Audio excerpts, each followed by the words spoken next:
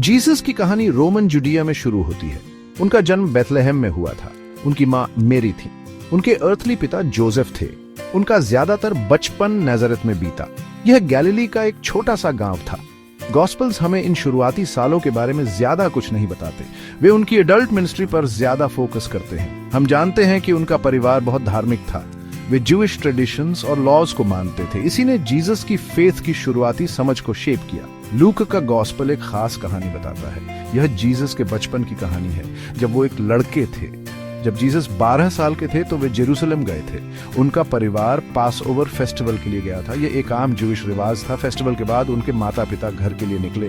उन्हें लगा कि जीसस उनके ग्रुप के साथ हैं, लेकिन जीसस टेंपल में ही रुक गए थे। उनके माता पिता ने परेशान होकर उन्हें ढूंढा।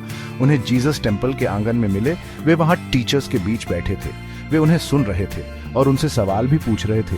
जो कोई भी उन्हें सुनता हैरान रह जाता। वे उनकी समझ को देखकर हैरान थे। वे उनके जवाबों को सुनकर हैरान थे। मैरी ने पूछा कि उन्होंने उनके साथ ऐसा क्यों किया। जीसस ने जवाब दिया, क्या आप नहीं जानते थे कि मुझे अपने फादर्स हाउस में होना चाहिए।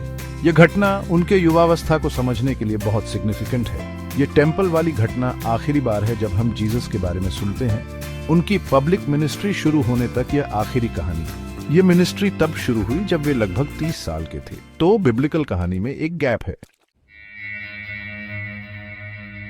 12 से 30 साल की उम्र के बीच का समय एक मिस्ट्री है। हम इन्हें जीसस के साइलेंट ईयर्स कहते हैं। न्यू टेस्टामेंट गॉस्पेल्स कोई डिटेल्स नहीं देते। वे उनके युवावस्था से सीधे जॉन द्वारा उनके बैप्टिज्म पर पहुंच जाते हैं। इन्फॉर्मेशन की यह कमी चौंकाने वाली है। यह उनके जीवन का एक महत्वपूर्ण हिस्सा कवर करता है। ये किसी भी इंसान के लिए फॉर्मेटिव ईयर्स होते हैं। जीसस के लिए ये जरूर खास तौर पर इंपॉर्टेंट रहे होंगे। उन्होंने क्या किया, वे कहां गए। 4 कैनोनिकल गॉस्पेल्स हमारे मेन सोर्सेज हैं। ये हैं मैथ्यू, मार्क, लूक और जॉन। इनमें से कोई भी इन 18 सालों के दौरान जीसस के जीवन के बारे में नहीं बताता। लूक बस इतना कहते हैं कि जीसस बुद्धि और डील डॉल में और परमेश्वर और मनुष्यों के अनुग्रह में बढ़ते गए। लूक 2:52। ये एक जनरल स्टेटमेंट है। ये कोई स्पेसिफिक घटनाओं के बारे में नहीं बताता। ये ग्रोथ और डेवलपमेंट की ओर इशारा करता है, लेकिन यह हमें यह नहीं बताता कि यह कैसे या कहां हुआ। इस स्क्रिप्चरल खामोशी के कारण बहुत सारी अटकलें लगाई गई हैं। लोग स्वाभाविक रूप से इस समय के बारे में क्यूरियस हैं। किस चीज ने उस इंसान को शेप किया जिसने हिस्ट्री बदल दिया। सदियों से कई थ्योरीज सामने आई हैं। कुछ प्लॉजिबल हैं, दूसरी बहुत ज्यादा इमेजिनेटिव हैं। सबूतों की कमी नए आइडियाज को जन्म देती है। यह अलग अलग इंटरप्रिटेशंस के लिए एक कैनवस बन जाता है। इससे इतिहासकारों के लिए इन सालों का अध्ययन करना बहुत चैलेंजिंग हो जाता है। हमें फैक्ट को फिक्शन से अलग करना होगा। हिस्टोरियंस रिलायबल सबूतों की तलाश करते हैं। पुराने जमाने की हस्तियों के लिए यह अक्सर मुश्किल होता है। जीसस के साइलेंट ईयर्स के लिए यह खास तौर पर ऐसा ही है। गॉस्पेल्स उनके जीवन के दशकों बाद लिखे गए थे। उन्होंने उनकी मिनिस्ट्री, मृत्यु और रेजरेक्शन पर फोकस किया। शुरुआती क्रिश्चियंस के लिए ये की घटनाएं थीं। उनकी टीनेज और यंग एडल्ट लाइफ उनकी प्राइमरी चिंता नहीं थी। इसीलिए इंफॉर्मेशन शायद उसी तरह से रिकॉर्ड या प्रिजर्व नहीं की गई थी। क्योंकि बाइबल चुप है, इसलिए कई थ्योरीज सामने आई हैं। कुछ का मानना है कि जीसस जुडिया से बहुत दूर ट्रैवल पर गए थे। ये थ्योरीज दावा करती हैं कि उन्होंने दूसरे देशों का दौरा किया। हो सकता है उन्होंने दूसरी कल्चर से सीखा हो। एक पॉपुलर आइडिया यह है कि जीसस इंडिया गए थे। यह थ्योरी 19वीं सदी में सामने आई। निकोलस नोटोविच नाम के एक रशियन जर्नलिस्ट ने यह दावा किया था। उसने कहा कि उसे एक टिबेटन मॉनेस्ट्री में पुराने ग्रंथ मिले। कहा जाता है कि इन ग्रंथों में जीसस के इंडिया में बिताए समय का वर्णन था। नोटोविच के अनुसार जीसस ने ब्राह्मण्स और बुद्धिस्ट के साथ अध्ययन किया। उन्होंने उनकी फिलॉसफीज और हीलिंग आर्ट्स सीखी। यह थ्योरी बताती है कि ईस्टर्न सोच ने जीसस की शिक्षाओं को इन्फ्लुएंस किया। हालांकि ज्यादातर स्कॉलर्स नोटोविच के दावों को रिजेक्ट करते हैं। उसके सबूतों को अनरिलायबल माना जाता है। जिन डॉक्यूमेंट्स के बारे में उसने बताया, उन्हें इंडिपेंडेंटली वेरीफाई नहीं किया गया है। बहुतों का मानना है कि उसने यह कहानी गढ़ी थी। लेकिन जीसस के इंडिया में होने का आइडिया कुछ लोगों के लिए आज भी पॉपुलर है। यह साइलेंट ईयर्स के लिए एक एक्सोटिक एक्सप्लेनेशन देता है। एक और थ्योरी कहती है कि जीसस ने इजिप्ट में समय बिताया। इजिप्ट में बड़ी संख्या में जूइश आबादी थी। अलेक्जेंड्रिया सीखने का एक बड़ा सेंटर था। कुछ लोग सोचते हैं कि जीसस ने वहां पढ़ाई की होगी। हो सकता है उनका सामना ग्रीक फिलॉसफी से हुआ हो। वे फिलो जैसे जूइश स्कॉलर से मिले होंगे। कुछ यह भी कहते हैं कि वे एसेटिक ग्रुप से जुड़े थे, जैसे कि एसेंस, जिनकी कम्युनिटीज डेड सी के पास और शायद इजिप्ट में भी थी। ये ग्रुप्स स्पिरिचुअल शुद्धता और अध्ययन पर फोकस करते थे, लेकिन इंडिया थ्योरी की तरह इसका भी कोई सीधा सबूत नहीं है। न्यू टेस्टामेंट में ऐसी किसी ट्रैवल का जिक्र नहीं है। शुरुआती क्रिश्चियन राइटर्स इनके बारे में बात नहीं करते। ये आइडियाज अटकलों पर आधारित हैं। वे इंफॉर्मेशन गैप को भरने की कोशिश करते हैं। हालांकि ये इंटरेस्टिंग है, पर इनके पास मजबूत हिस्टोरिकल सपोर्ट नहीं है। ज्यादातर हिस्टोरियंस का मानना है कि जीसस ने ये साल शायद घर के आसपास ही बिताए होंगे। गॉस्पेल्स उन्हें एक गैलीलियन के रूप में दिखाते हैं। उनकी शिक्षाएं ज्यूइश ट्रेडिशन में निहित हैं। सेक्शन 4, लाइफ इन नजरत, family, craft and community roots. Scholars के बीच सबसे आम सोच ज्यादा सिंपल है। जीसस ने शायद अपने साइलेंट ईयर्स गैलिली में बिताए। वे शायद अपने होम टाउन नजरत में रहते थे। वे अपने परिवार में पले बढ़े होंगे। जोसेफ, उनके अर्थली पिता, एक कारपेंटर थे। यह बहुत लाइकली है कि जीसस ने यह काम सीखा होगा। मार्क का गॉस्पेल जीसस को कारपेंटर कहता है। मार्क 6 अध्याय आयत 3। इससे पता चलता है कि वे इस प्रोफेशन में काम करते थे।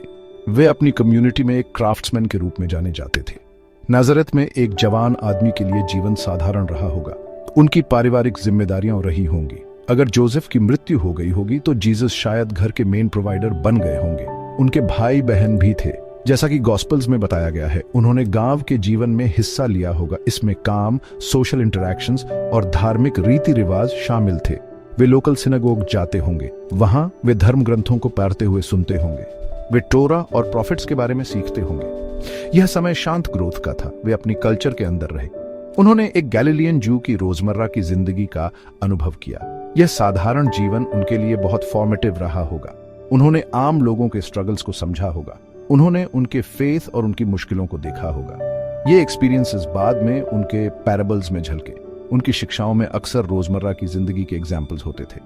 इससे उनकी अपने लोकल दुनिया से गहरी जान पहचान का पता चलता है। इस व्यू के लिए किसी एग्जॉटिक जर्नी की जरूरत नहीं है। यह जीसस को अपने ही कॉन्टेक्स्ट में डेवलप होते हुए देखता है। उनकी बुद्धि उनकी ज्यूइश विरासत से बढ़ी।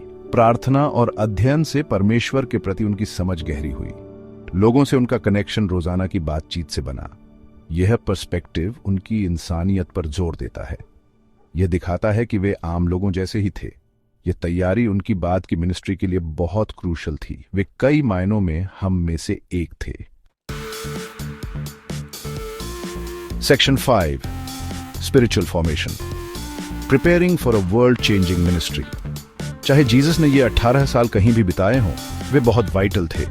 यह इंटेंस स्पिरिचुअल फॉर्मेशन का समय था। वे अपने यूनिक मिशन के लिए तैयारी कर रहे थे। लूक चैप्टर 2 आयत 52 में जो छोटा सा जिक्र है वो की है। और जीसस बुद्धि और डील डॉल में और परमेश्वर और मनुष्यों के अनुग्रह में बढ़ते गए। यह कॉम्प्रिहेंसिव ग्रोथ की ओर इशारा करता है। वे इंटेलेक्चुअली बढ़े, वे फिजिकली बढ़े, वे स्पिरिचुअली बढ़े, वे अपने सोशल रिलेशनशिप्स में भी बढ़े। यह डेवलपमेंट उनके भविष्य के काम के लिए एसेंशियल था। स्क्रिप्चर की उनकी गहरी समझ साफ दिखती थी। परमेश्वर के साथ उनका गहरा कनेक्शन साफ था। ये क्वालिटीज 30 साल की उम्र में अचानक नहीं आ गई। इन्हें कई सालों तक विकसित किया गया था। चाहे नाज़रेत में हो या कहीं और, वे सीख रहे थे। वे सोच विचार कर रहे थे। वे प्रार्थना कर रहे थे। वे अपनी आइडेंटिटी को समझने लगे थे। वे उस रास्ते के लिए तैयारी कर रहे थे जो परमेश्वर ने उनके लिए तय किया था। इतिहास में कई रिलीजियस फिगर्स के जीवन में तैयारी का दौर रहा है। मोसेस ने 40 साल रेगिस्तान में बिताए। बुढ़ा ने सालों तक ज्ञान की खोज की। मुहम्मद को समय के साथ रेवलेशंस मिले। ये शांति या गुमनामी का समय आम बात है। ये पब्लिक मिशन से पहले ग्रोथ का मौका देते हैं। जीसस के साइलेंट ईयर्स को इसी तरह देखा जा सकता है। यह डिवाइन इंक्यूबेशन का समय था। उन्हें मैसाया के रूप में उनकी भूमिका के लिए शेप किया जा रहा था। इन सालों का इम्पैक्ट बहुत गहरा था। जब जीसस ने अपनी मिनिस्ट्री शुरू की तो वे तैयार थे। वे अथॉरिटी के साथ बोलते थे। उन्होंने मिरेकल्स किए। उन्होंने रिलीजियस लीडर्स को चैलेंज किया। उन्होंने गहरी बुद्धि और कंपैशन के साथ सिखाया। यह तैयारी सालों की तैयारी से आई थी। साइलेंट ईयर्स खाली नहीं थे। वे ग्रोथ से भरे थे। वे लर्निंग से भरे थे। वे परमेश्वर के शांत काम से भरे थे।